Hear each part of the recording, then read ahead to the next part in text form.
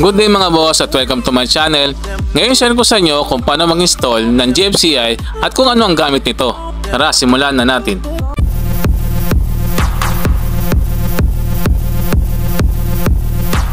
Mga boss, ang gagamitin po natin ay ang Meiji na GFCI o ang Ground Fault Circuit Interrupter. Mga boss, ang GFCI ay isang electrical device na nagpo-protect sa atin sa electrical shock. Mga boss, ito yung possible reason bakit nagkakaroon ng ground fault. Sa kalumaan po, humihina po insulation ng mga wirings, pati insulation ng winding ng motor, at pagkasunog ng insulation ng mga heating element tulad ng blower, hair iron, aircon at refrigerator. Ang pangalawang dahilan po ay pagkasira ng wiring dahil sa kagat ng daga at pagkabasa ng appliances. Posible po na mag-ground tayo sa body na appliances, lalo na kung metal ang body nito, tulad ng oven, washing machine at aircon.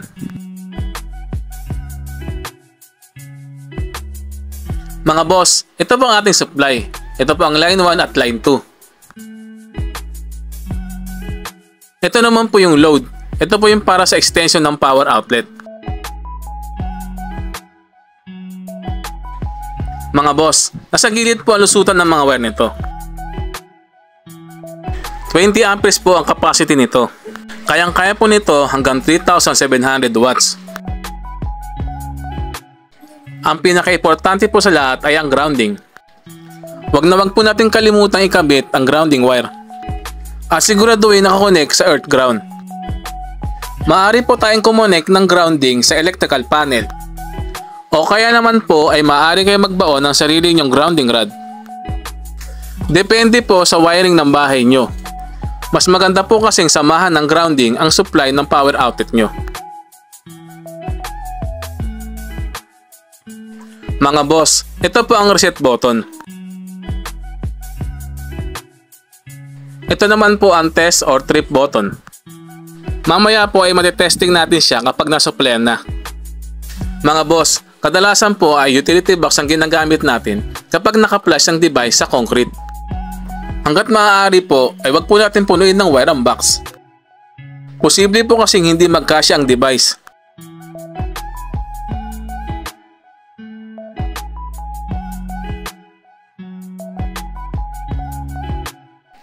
Mga boss, i-connect na po natin.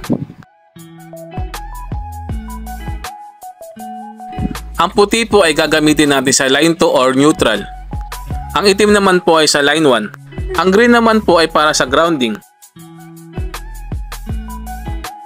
Mga boss, tanggalin po muna natin ang plate.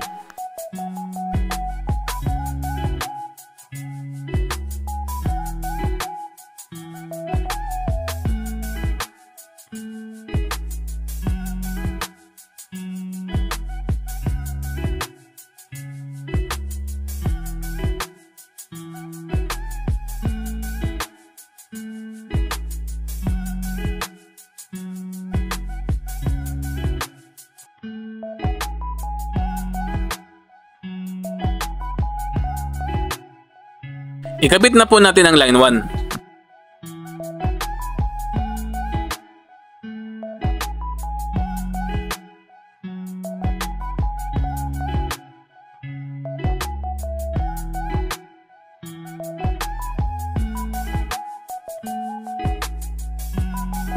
Pagkatapos po ay kabit na po natin ang line 2 o ang neutral.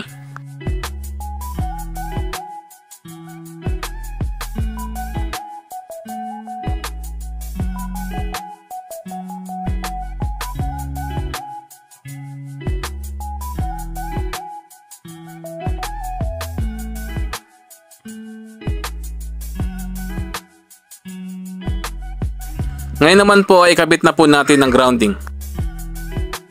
Kung sakali po na wala talaga kayong makuhang grounding, maaari po kayong gumamit ng metal na utility box.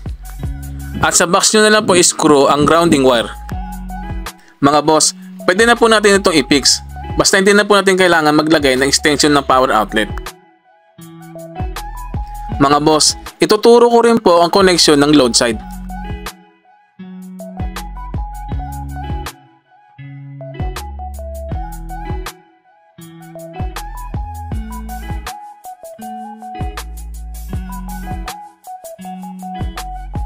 Ikabit lamang po natin ang line 1, line 2 at grounding ng additional outlet.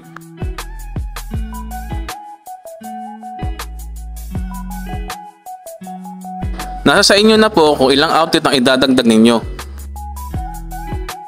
Basta tandaan nyo lamang po na kapag nag-trip ang GFCI, ang lahat po na outlet na nakakonekta sa GFCI ay mawawalan din ng supply.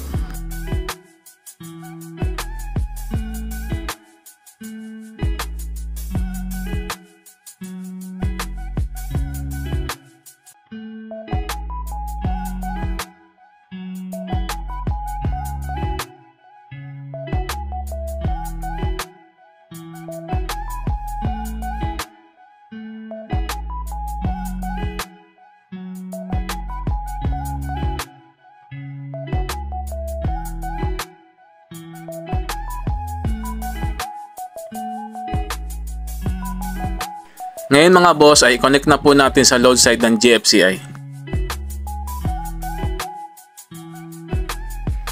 Pagsamahin po ang grounding wire.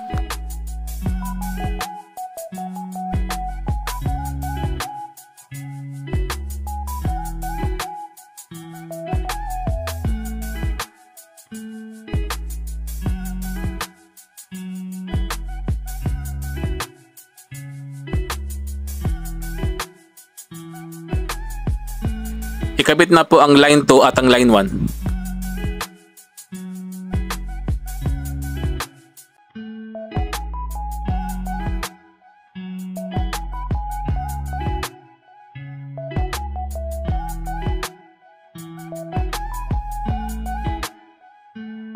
Ngayon po mga boss ay i-fix na po natin.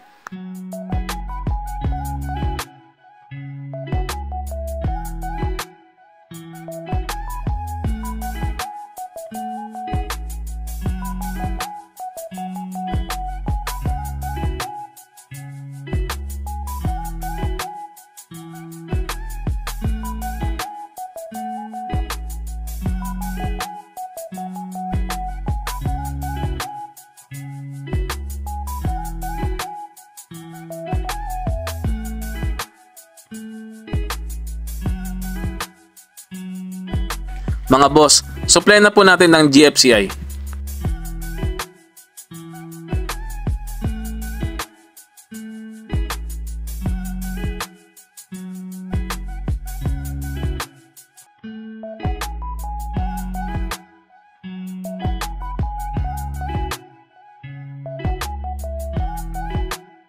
Mga boss, wala po kong pagtatapan ng grounding. Pero sa actual wiring po ay kailangan po ay nakakonek ang ating grounding.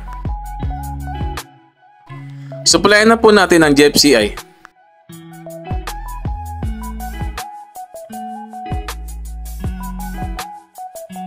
Mga boss, kuhanan po muna natin ng voltahe.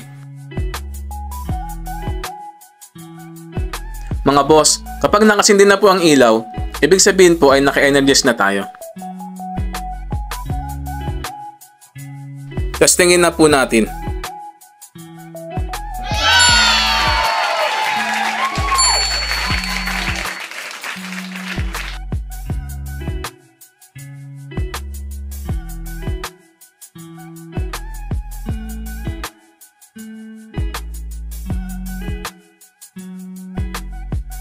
Mga boss, i-test po natin. Kunwari po ay nag-trip siya dahil nakasense po siya ng ground fault. Mga boss, bago nyo po i-reset, i-check nyo po muna kung bakit nag-trip ang GFCI. Possible po kasi na mag-trip po ulit ito kapag na-reset nyo. Mga boss, in case po na naka-experience kayo ng ground fault at hindi po nag-trip ang GFCI, posible po na hindi nakakabit ang grounding ng inyong appliances. O kaya naman po ay ordinary power cord lamang po ang gamit nyo. Kaya po kung bibili kayo ng bagong appliances, dapat po may ganitong plug ang bibili nyo. Mga boss, check din po natin kung possible po siya mag-trip sa overload. Mga boss, sabay-sabay ko po siyang papaganahin. Mga boss, nakakuha po tayo ng 17.3 amperes. halos maabot na po niya ang full load capacity ng device. Posible po na hindi po nakadesign ng GFCI sa current full loading. Mga boss, hindi po siguro ito nakadesign para sa current overloading. Ang purpose lang po talaga niya ay para sa ground fault. Mga boss, sana po nagustuhan niyo ang aking vlog. Hanggang dito na lang po at maraming salamat po. Boss, if you learned something on my video, make sure to like, share, and subscribe to my channel. See you on my next vlog. Thank you. Thanks for watching.